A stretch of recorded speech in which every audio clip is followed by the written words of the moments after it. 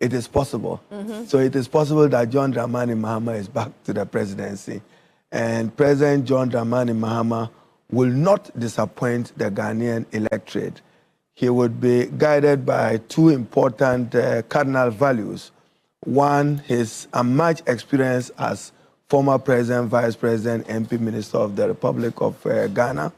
And then he would persevere, but he appreciates the fact that he comes to the presidency and he would grapple with a struggling economy, growing unemployment, and growing despondency of the Ghanaian people. My own assumption of the outcome of the 2024 presidential and parliamentary election is a public repudiation of the new Patriotic Party government of Nana Addo Dankwa and Dr. Mahmoud Bawumia. And the two of them must accept responsibility for subjecting the new Patriotic Party to the most embarrassing and undignified position of the new Patriotic Party, given the outcome of the 2024 presidential and parliamentary election. Projections we did, you remember that I was at TV3 here, and I said we would have a majority of 147 to 153. That was my public projection, but we've passed that mark to 185 to 188. Confirm to us how many you have now. No. You need to have a public declaration by the returning officers of the various constituencies. What we do know is that President John Dramani Mahama has an overwhelming majority of parliament, indeed a two-thirds majority, which is unprecedented. Since 1993, no president have achieved that feat. And as he himself have assured the Ghanaian public, he would use that majority responsibly to respond to the aspirations and needs of the Ghanaian people. For me, the 2024 presidential election is a mark of Ghanaian anger and frustration at the ruling government. So what President John Dramani Mahama and the NDC needs to avoid is to avoid the pitfalls and the wrongs of the new Patriotic Party government of Nana Addo Dankwa. One, arrogance, impunity, listen to the public, don't take them for granted, don't take their concerns for granted. And one of the major lessons we also have learned from this is that money, sometimes when citizens are angry, money has no space in the politics. I mean, just thinking that you can compromise the electorate by sharing money or sharing government booty is not enough. So for President Mahama, this victory comes both as an opportunity and a challenge. An opportunity to seek to respond to the aspirations of the Ghanaian people. I've heard many people talk about President Mahama. He would work faithfully with his honor, with the manifesto pledges of resetting Ghana in our governance processes, using parliament responsibly and not borrowing excessively, not crashing the country debt into unsustainable level that you cannot control it, but subject Ghanaians to an unacceptable debt exchange. John Mahama presidency would not do that. John Mahama presidency will not get the Bank of Ghana to engage in quantitative easing and printing money to help government. Recall that President Mahama, even when he was president between 2015 and 2016, there was less and zero financing from the Bank of Ghana, even when he left office in 2016. So we'll go into that. He will keep faith with that. Yes, we'll go into that. But this supermajority, as many are beginning to call you now, I know we've heard the former president say that he's going to use it responsibly. We've heard other NDC executives say that as well. This is your 6th time going to Parliament, am I right? I should think so. You went there in 2004. The people of Tamale South, this would be, if I'm able to complete this tenure, I would have done 24 years as Member of Parliament for the people of Tamale South. I can't thank the chiefs, the opinion leaders, and the people of Tamale South for their faith, trust, and confidence in me. They've always reposed in me. I would seek jealously to safeguard and protect what their interests before are. the elections, we had Dr. Keselato forcing as the leader of the NDC group in Parliament. Yes. You've been in Parliament for that long. When you talk about or reiterate what the incoming president has said, how are you going to ensure that that is evident in Parliament now? Because with this 2/3, you can do a lot. How do you intend to ensure that? I think that the country is governed by law, and President John Dramani Mahama will uphold the rule of law in all its tenets. He will seek to govern and provide opportunities for a just society. He will create prosperity for all Ghanaians, not family and friends. And regardless of what business you are doing, he should be able to secure and protect Ghanaian businesses that provide employment for Ghanaians. And he himself has promised to chair the National Export Council. We need to work at that. I've heard many of you even argue that can John Dramani Mahama do 60 ministers? He will. He will. I mean, President Mahama would not run Ghana with more than 23 ministries, from what I get from some work that has been done of a team he starts to work. There should be 23 ministries that he will run the affairs of state with. Out of it, there will be 19 cabinet ministers that he would appoint, consistent with Article 79 of the Constitution.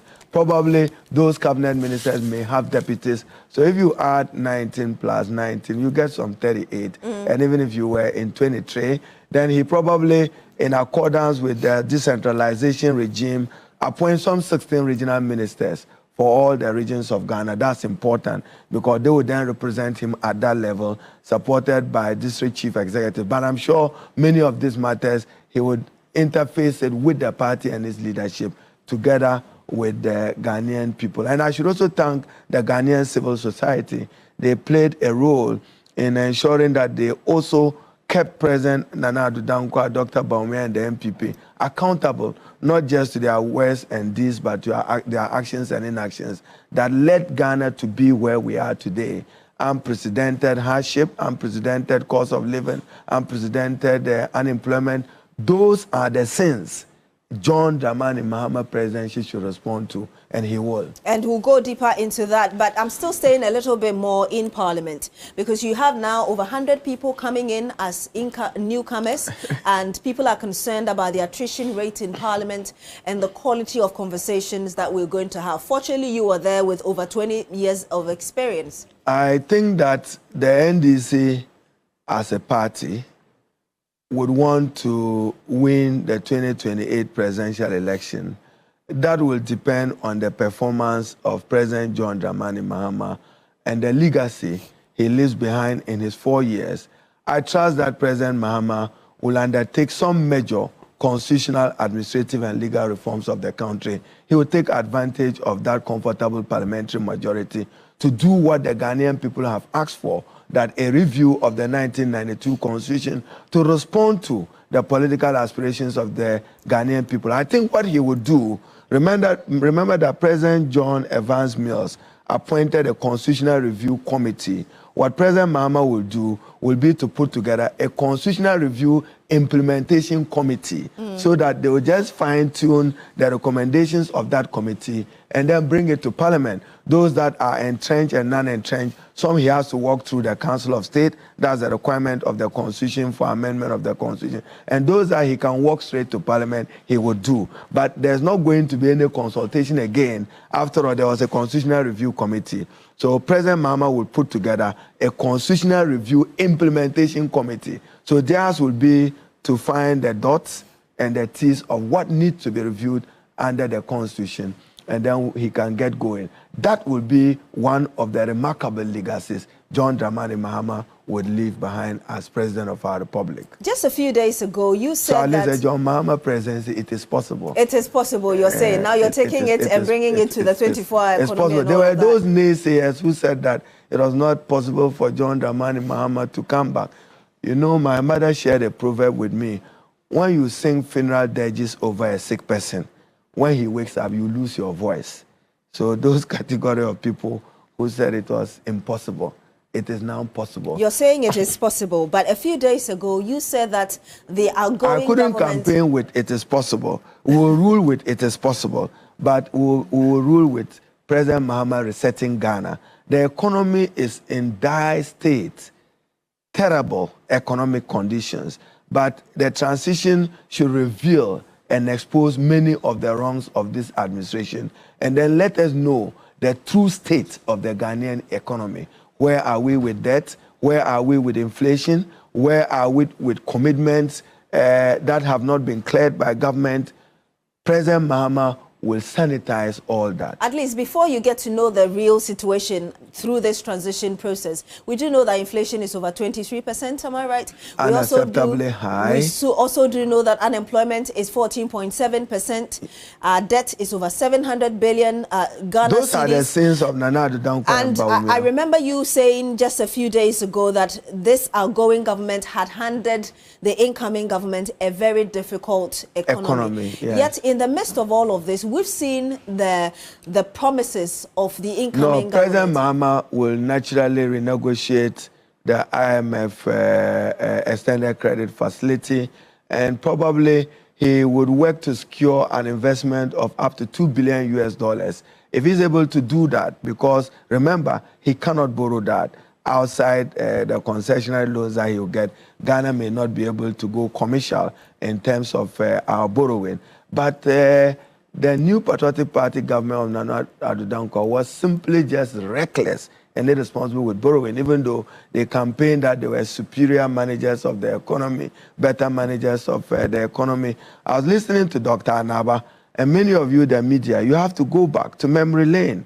What happened in 2017 during transition, that a professional like him, respected professional, meritocracy is important for this country if the country is to have a future. Why would anybody want to embarrass him? You haven't studied medicine. He spent his time, life, and money to study his medicine, service to the country. But just because of his political color, he had to suffer. That is not acceptable going forward. Is that not the kind of politics we do in Ghana? Yes, so adversarial politics, yes, and I think that into the future we have to discuss that. I've had cause to say in Parliament that the winner takes away principle is the bane of Ghanaians not benefiting more from what you call a democracy dividend. But what's significant is that Ghana arguably is going to go through another successful seamless transition, which will remarkably or incredibly add to Ghana's standing as a worthy democracy of a kind. Ghana's democracy will remain a better example for many African countries. We've seen transition of power from one political party to the other, from the other government to the other. But John Dramani Mahama will exert accountability. That is what the Ghanaian people expect him to do. Exert accountability. And you're talking about Nyankpala. Before I go to Nyankpala, why should there be gun shooting? Ms. Iddrisu, before I go to Nyankpala, I was going to ask you about all these things that are already in place, even before you see the reality on the ground. And yet there are a lot of promises in terms of tax cuts and some quote-unquote freebies, as it were, as promises within the 120 days. There's no freebies. Well, John Dramani Mahama will honor his commitment to the Ghanaian people as expressed in the manifesto of the NDC. If you would just allow me to land. He's talking about scrapping e-levy, COVID-19, the 10% levy on bets or bet winnings. He's talking about emission levy. I know he's also looking at taxes on imported vehicles for industrial and agricultural purposes, all of these things that are coming in. And you've already admitted that this economy is difficult. How is he going to get that done? Notwithstanding, to borrow the words of the MPP again, President Mahama is coming to do away with nuisance taxes. There are nuisance taxes. I mean, e-levy, we're told, will bring in 6.9 billion. That's not the case. It's not achieved that. And President Mahama is committed to growing the digital sector of our economy. I anticipate that President Mahama will have a minister responsible for his 24-hour economy, with some budget to get it going and to get light manufacturing sector supported and strategic industry across the country that will generate employment to address unemployment, which itself is of great concern to him as president. Now, yes, all these pledges will be honored. One other thing that the NDC has been championing has been the Operation Recoverall. There are some people who express doubts about it. How is the NDC going to do that? I know you're targeting the National Cathedral. I mean, look at National Cathedral. You don't keep God in a deceptive mood. You can't deceive God. So even that, you remember, at an opportunity here, we said that even Nana Addo Dankwa cannot honor his promise to God. He promised God a cathedral, and he could have done it in a much more smarter manner than using public funds. When he came to Parliament and we asked him questions about it, we were told that no public resources will be used for that purpose. He could have used the private sector. You can get corporate sector, even corporate responsibility, to support that. Now, you cannot have $38 million sit down in that hole. You have Palugu factory where $12 million we can build a clinic anyway from any rural community. So when President Mahama talks about recovery of loot, it will be a systematic process. Believe me, many public and civil servants are beginning to talk to the president and reach out to many of his officials and sharing very critical information.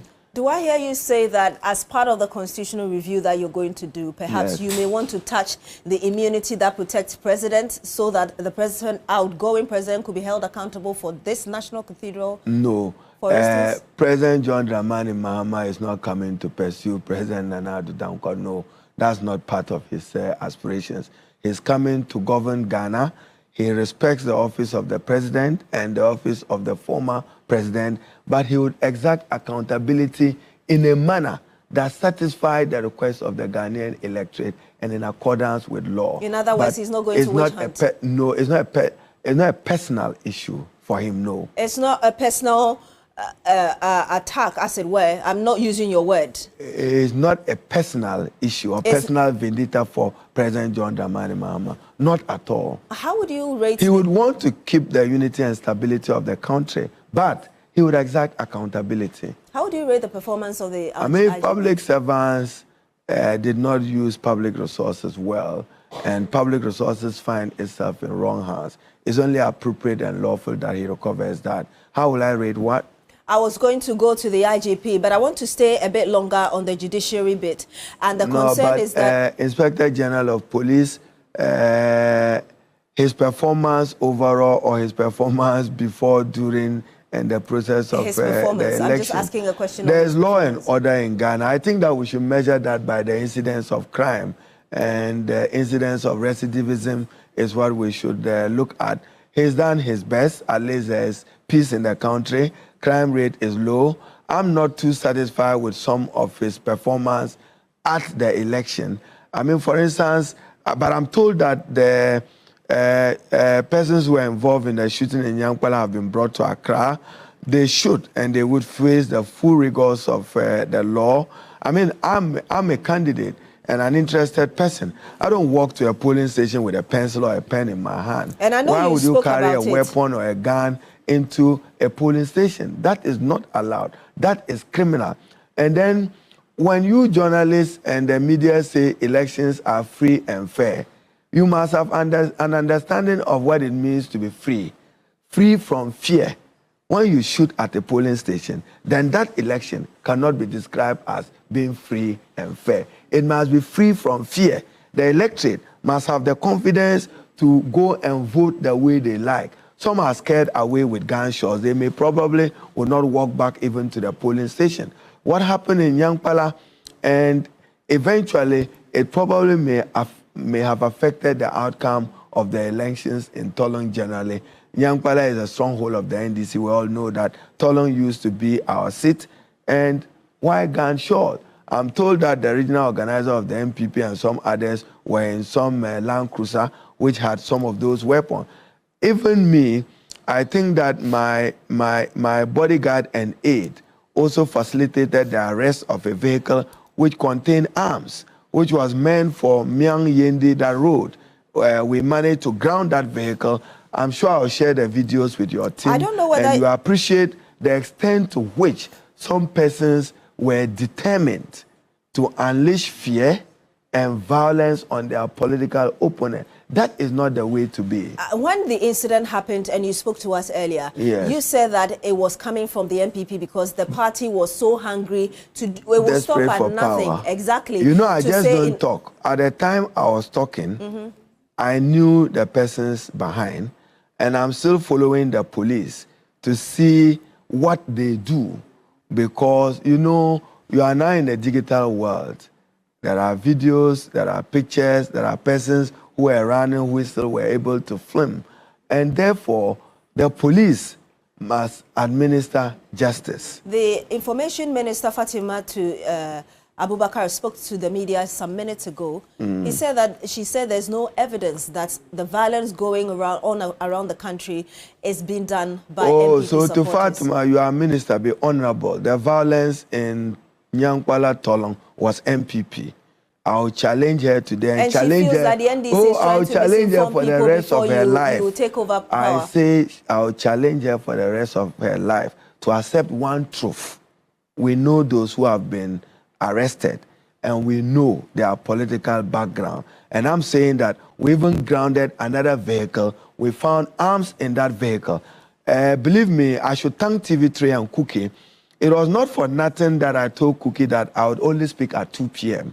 because between 12:30 and 1:30, I was gathering my evidence. And therefore, if I didn't have concrete things to speak on, I certainly would not have spoken on that matter. That's why I said that primarily I was not at Tolong. But arguably, overall in Northern region, John Mahama have done very well. The Upper East and Upper West region have always stood very strong to the NDC. This year, Northern region came up to support them. Northeast was competitive, naturally because Dr. Mahmoud Bawumia hails from that. But we managed to pull some surprises in Yonyo and Cherpuni and then Bunkrugu, because some work was done. I mean, we lost Nalergo to Ego, and the NDC's own competitiveness between Nalergo versus Gambaga kind of politics. So, it's not because President Mahama or the NDC was not popular. So you're calling out the Information Minister on what happened in Nyankpala. What about the people who besieged the office of Ghana Gas? As for Nyankpala and Tolong Fatima, you are honorable. You cannot. And don't let the power of state or government. We've been there before. I've been Minister for Communication. You see, we are to serve these people of Ghana fidelity to the law and fidelity to sincerity. Elsewhere, she can say what she's saying. But for Tolong and Nyankpala... She didn't mention Tolong and Nyankpala so specifically. Maybe she just said and I say that the information that the MPP is behind the violence may not necessarily be true, because there's no evidence to prove that it is But MPP in the past, we saw their violence in Techima. So what's he talking about? They've had a history. We note what happened in 2020 when lives were lost. This time, President Mahama have pledged to investigate the loss of life. I mean, we shouldn't go through an election and at every count, you are losing life because people must exercise the right to vote. That's not good for the future of our democracy. But I think that Ghana's democracy is stronger and better with the MPP losing. And I think that President Mahama will not disappoint the Ghanaian electorate. He will do his utmost best to honor the pledges in the manifesto within the constraints of the economy. He would. But I think that he will turn the fortunes of the country around and build the Ghana that we want. I was asking you about those who besieged the Ghana Gas, who are alleged to have been NDC members. all those are criminal conduct. But you see, some of it, I'm encouraging the media that probe it further.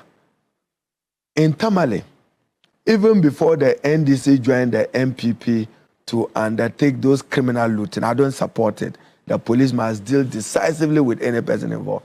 It was the MPP supporters who were running after their own candidates, who took products in the name of this election, motorbikes, roofing sheets, and failed to share it. So it is the MPP people who showed the NDC people that our candidate here has motorbikes hidden here, which was meant for the campaign. So he didn't share it. How to investigate that? I say, let the media be interested in it.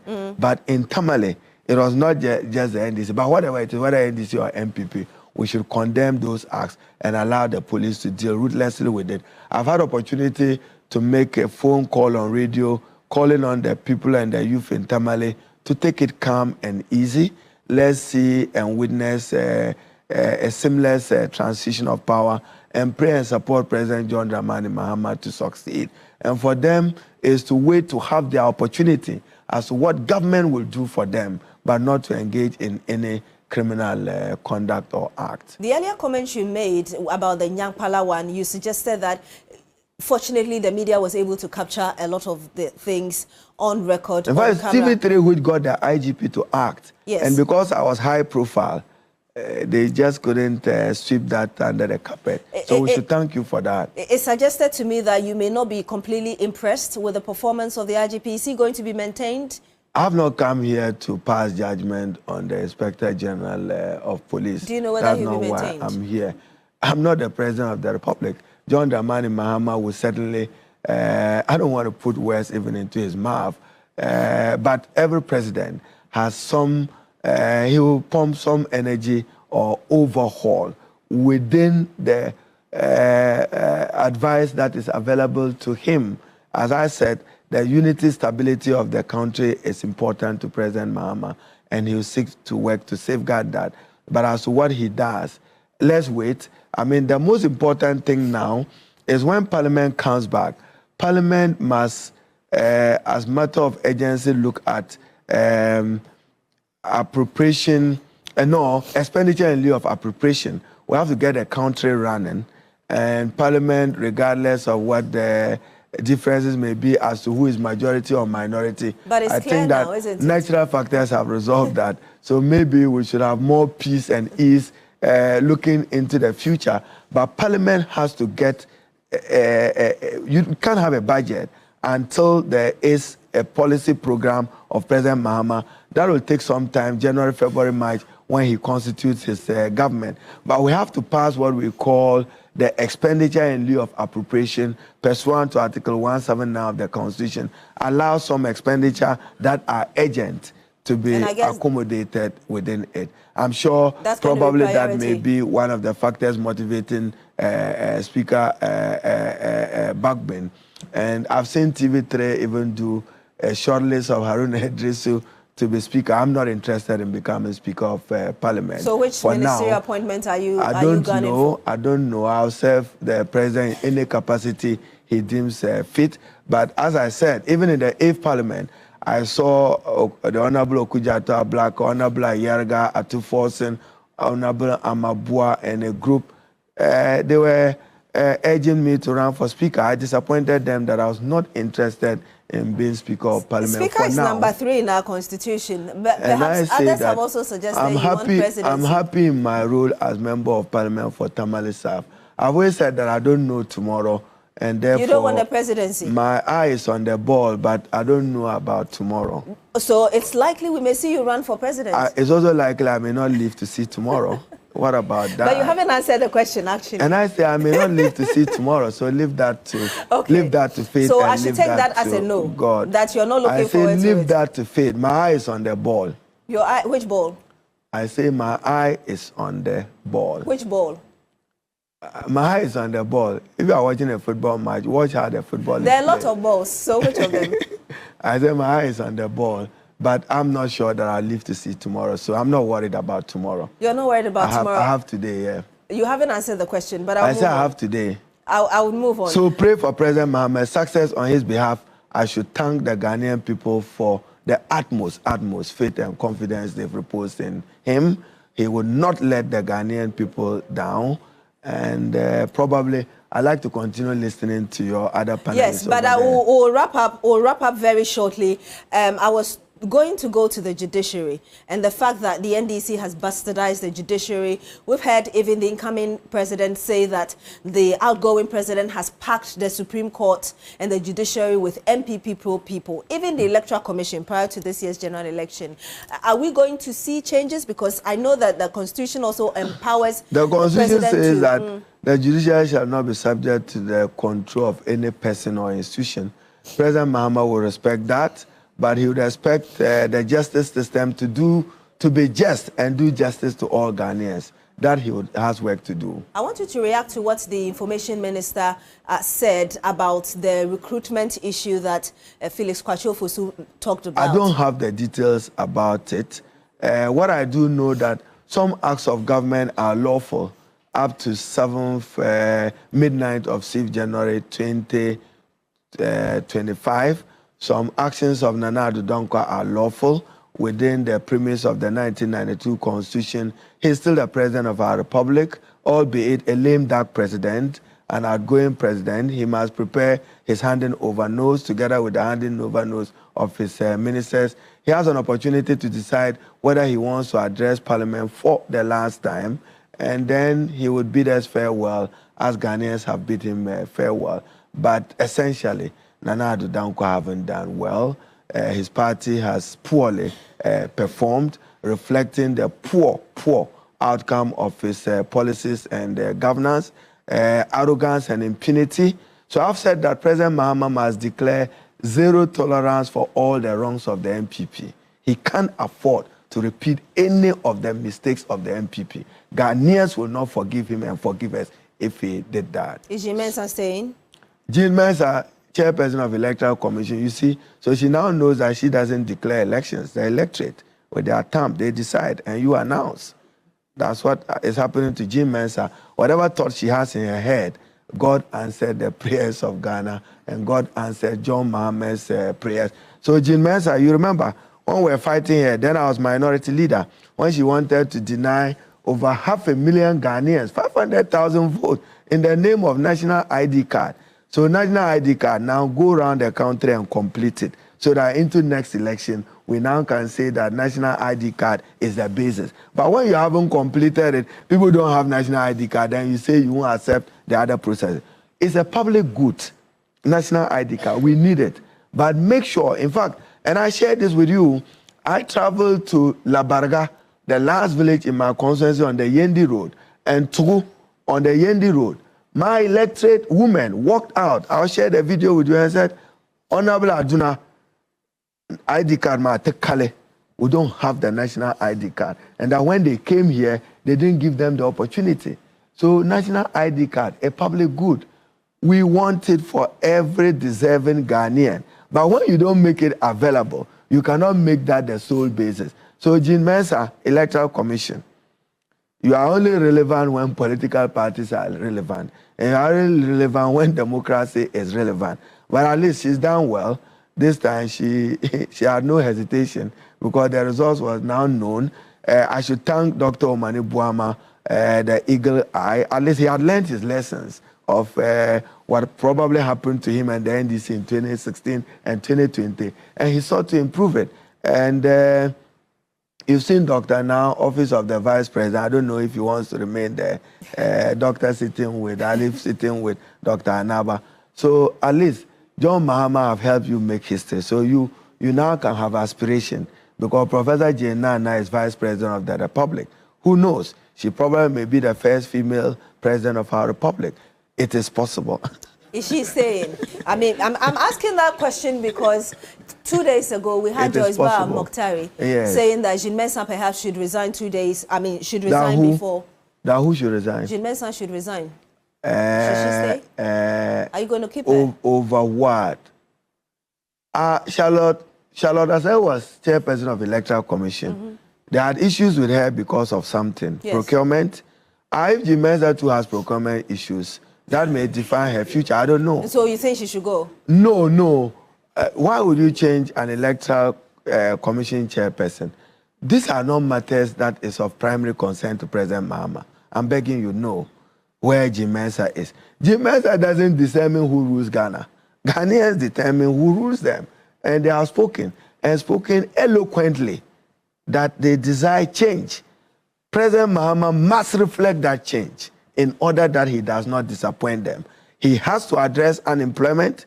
He has to address the growing cost of living. He has to address the growing cost of business. Many businesses in Ghana are packing out. So when you are analyzing the taxes President Mahama is going to review, you are looking at it in terms of revenue. No, to the extent that a review of those taxes give live support to businesses is the right thing to do, and he will do it. So don't look at it in terms of he bringing taxes down. Does that help Ghanaian businesses?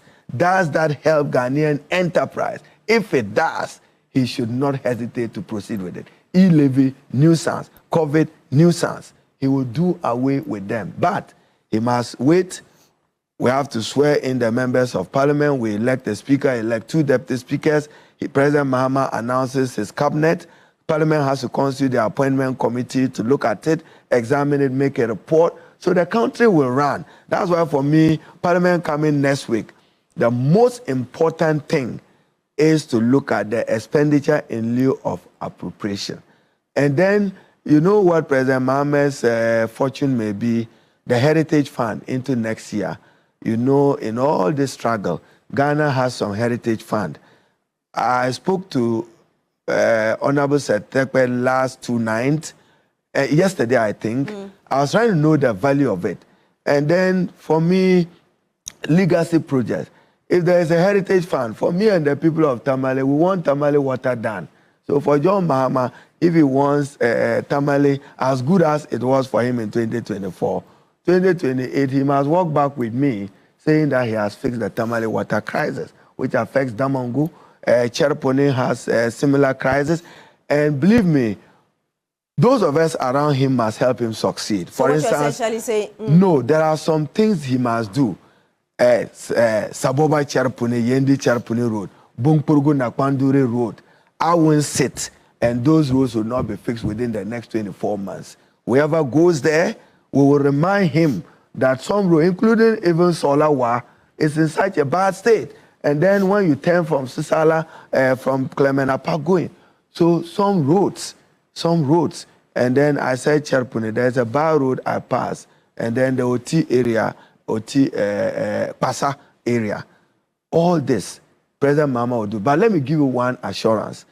Every good project started by this government, consistent with the directive principle of state policy, President Mahama will execute and complete all those projects, subject to value for money and an appreciation of what went into the initiation of those projects, whether it was a hospital, it was a school block, or whatever. including National Cathedral.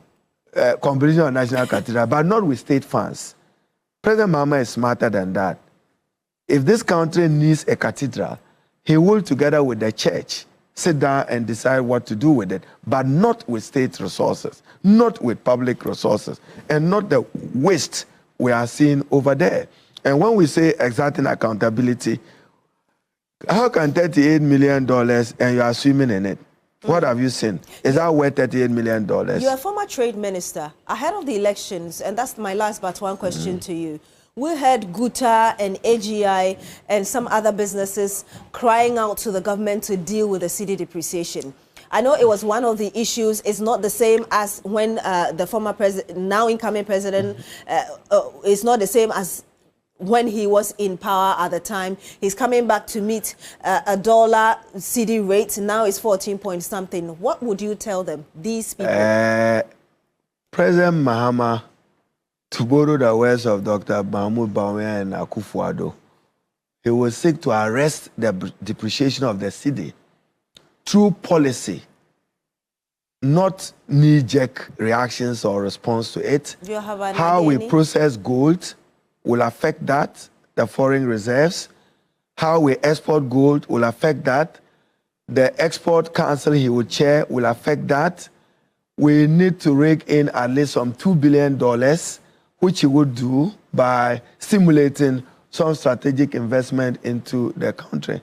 So once again, let me commend TV3, commend your, and all of you. I think that you've done a yeoman's job. Everybody in Ghana is glued to TV3 because of your election brief and what you did to keep Ghanaians abreast with the outcome of the 2024 presidential and parliamentary elections. I want to express gratitude to you and express gratitude to every Ghanaian, to all Ghanaians, for the faith reposed in President Mahama and the NDC. And I trust that we'll work with him to live the expectations of the Ghanaian people. Your final words, especially for the over 1.6 million extra people who voted for the NDC. The NDC, President Mahama, would not disappoint you. Have faith in him, pray for his success, and let's work together to build the Ghana. If you could kindly speak through that camera for us so they know you're talking directly to them. I wouldn't know that I'm speaking to a camera. Me, I know that I don't know that I'm speaking to a camera. What I know is that I'm responding to questions. So yes. That's what I know. Yes, thank you very much. Yes. Want to thank the Ghanaian people for the confidence reposed in President Mahama and the NDC. We would work to justify that faith and confidence and he would work to build the Ghana you want. He would work to create opportunity for the prosperity of every Ghanaian. He would protect and preserve every Ghanaian business. Thank you so much. Thank Honorable you too. Haruna Iddrisu, for My joining pleasure, us. my pleasure. And congratulations.